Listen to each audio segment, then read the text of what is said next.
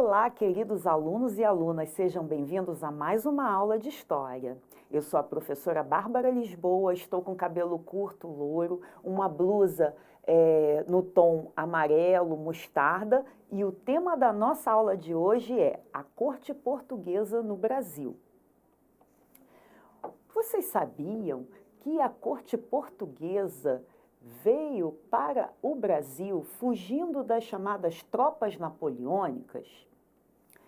Mas afinal, que tropas napoleônicas são essas? Do que nós estamos falando? Nós estamos falando do momento em que Napoleão Bonaparte governava a França e decretou o chamado bloqueio continental. Isso significava que os países europeus ficavam proibidos de comercializarem com a Inglaterra, que era rival da França. Como Portugal tinha muitas transações comerciais com a Inglaterra, ficava muito difícil cumprir esse bloqueio. Por isso, conversando com algumas lideranças inglesas, a corte resolveu embarcar com cerca de 15 mil pessoas e todo o seu aparato para sua colônia no Brasil.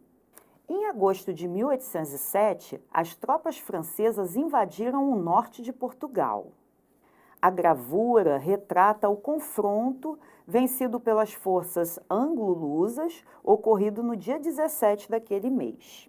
Aqui nós vemos uma representação do embarque da família real e da corte portuguesa para o Brasil no Cais de Belém, em novembro de 1807. Com a vinda da corte para o Brasil, o que esse fato trouxe de mudança para o Brasil colonial? É isso que nós vamos ver na aula de hoje. E também o que será que essa transferência da corte tem a ver também com o processo de independência do Brasil? Esses são alguns assuntos que nós vamos tratar.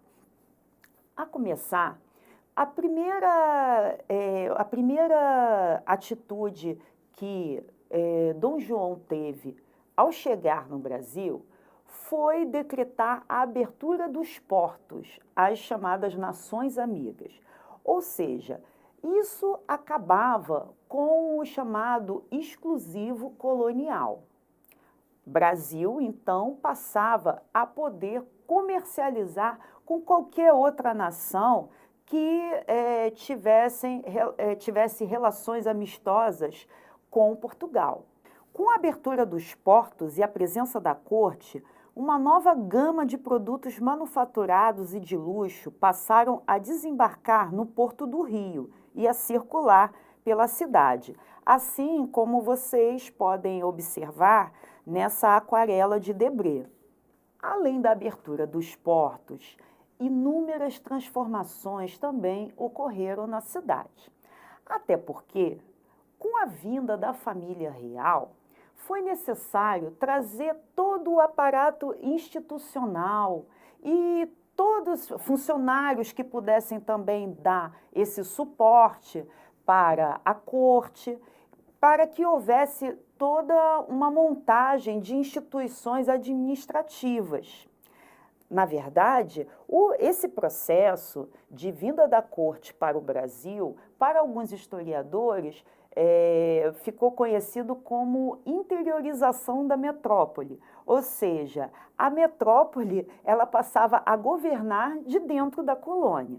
Nesse processo de mudanças, houve também a criação de várias instituições que beneficiaram principalmente a elite e também os comerciantes locais. Entre essas instituições, nós podemos destacar, por exemplo, a criação do Banco do Brasil. O Banco do Brasil, criado por Dom João, foi um instrumento importante na concessão de créditos para os colonos desenvolverem as sesmarias recebidas. O Largo do Paço, atual Praça 15, no ano da chegada da família real portuguesa ao Rio de Janeiro. Logo que se instalou no Rio de Janeiro, Dom João liberou a criação de indústrias e, em 1810, acabou assinando os tratados de comércio, também conhecidos como tratados de aliança e amizade, que estabeleciam o percentual das tarifas alfandegárias.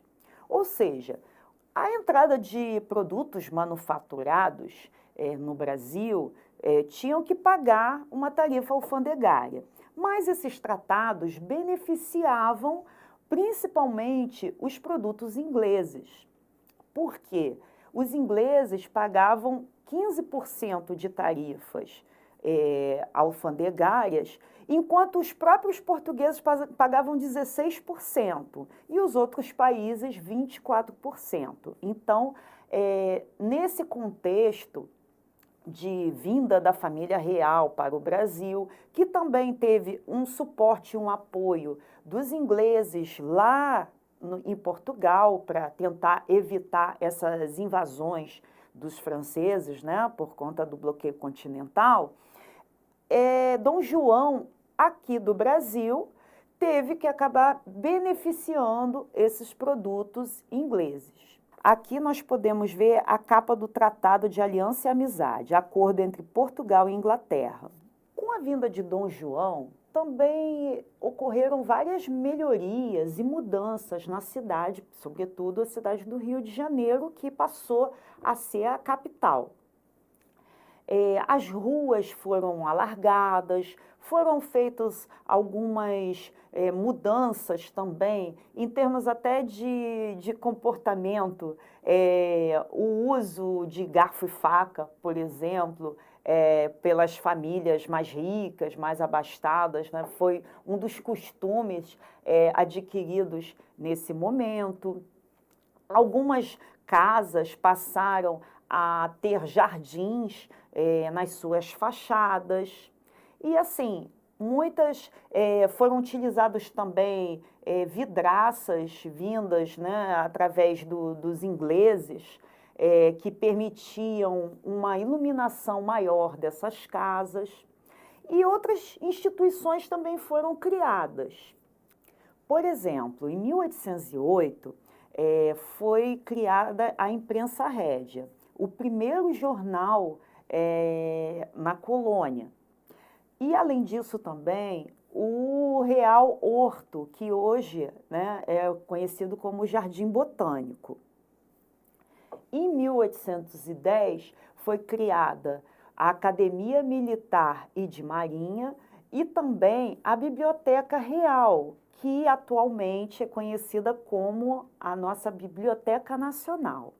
É até interessante que essa Biblioteca Real tem um acervo riquíssimo e ela já estava sendo recuperada em Portugal pelo Marquês de Pombal há algumas décadas antes por conta de um incêndio.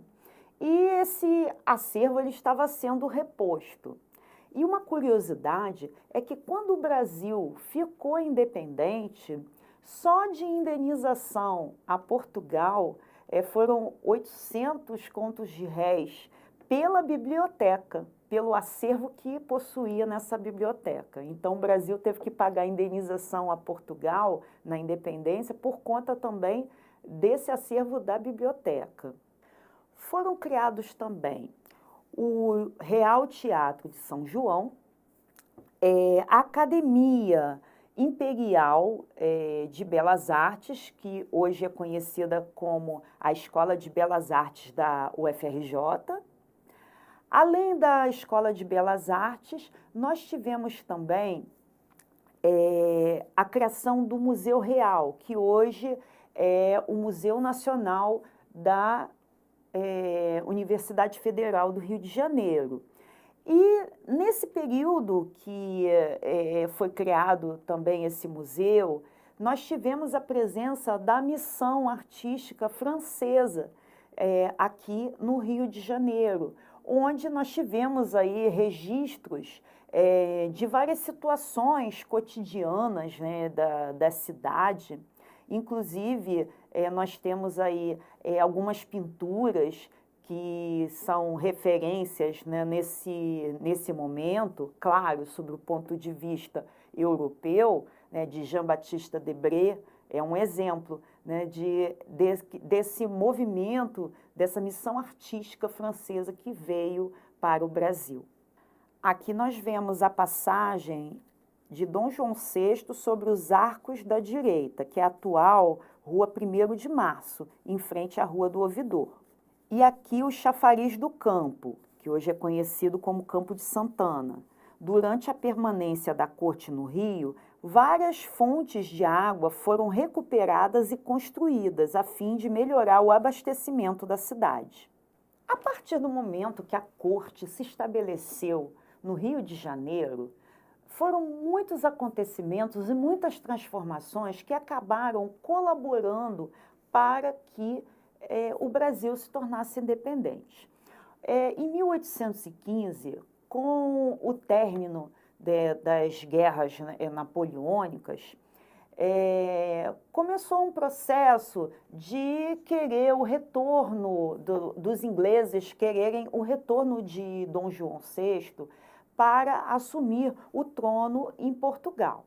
Foi o momento em que o Brasil ele acabou sendo elevado à categoria de Reino Unido, a Algarves e Portugal. E a partir do momento que o Brasil se torna reino, isso modifica, em termos jurídicos e políticos, a situação da colônia. Nesse momento também ocorreram alguns conflitos, como a insurreição pernambucana, que ocorreu na região de Pernambuco, já que essas melhorias todas ocorreram no Sudeste, né, no Rio de Janeiro, mas o Nordeste acabou ficando à margem e faltavam alimentos, os preços eram muito caros, o que fez com que a população se revoltasse e quisesse criar um movimento separatista. Mas esse movimento ele acabou sendo contido pelas tropas portuguesas. Em 1820 ocorreu também a Revolução Liberal do Porto, que acabava chamando Dom João a retornar a Portugal. E nesse processo, em 1822, uma pressão também para que Dom Pedro ficasse no Brasil. Dentro dessas circunstâncias, em setembro, Dom Pedro acabou proclamando a independência. Agora, vamos revisar os principais assuntos que tratamos na aula de hoje? Com a vinda da família real, nós percebemos que tivemos transformações em instituições criadas no Rio de Janeiro, como a imprensa régia em 1808, a publicação, né, do primeiro jornal, a Gazeta do Rio de Janeiro, a criação do Banco do Brasil e do Real Horto, que atualmente é o Jardim Botânico. Foram criados também, em 1810, a Academia Militar e da Marinha, a Real Biblioteca, atualmente a Biblioteca Nacional. Em 1813, o Real Teatro de São João. Em 1816, a Academia Imperial de Belas Artes. A vinda da Missão Artística Francesa. E, em 1818, o Museu Real, que é o atual Museu Nacional da Universidade Federal do Rio de Janeiro. A partir da vinda da corte para o Brasil, alguns acontecimentos favoreceram o processo de independência do Brasil. A abertura dos portos às nações amigas, em 1808, os tratados de comércio, aliança e amizade, em 1810. Em 1815, quando o Brasil é elevado à categoria de Reino Unido, Algarves e Portugal. Em 1817, a chamada Insurreição Pernambucana. Em 1820, a Revolução Liberal do Porto. E em 9 de janeiro, em 1822, com o dia que ficou conhecido como Dia do Fico, que foi a permanência de Dom Pedro no Rio de Janeiro. Agora vamos ao nosso desafio? Observe a gravura ao lado. Além do Banco do Brasil, que outras instituições foram criadas na cidade do Rio de Janeiro com a vinda da corte portuguesa? Essas transformações na cidade colaboraram para o processo de independência no Brasil? Nossa videoaula vai ficando por aqui.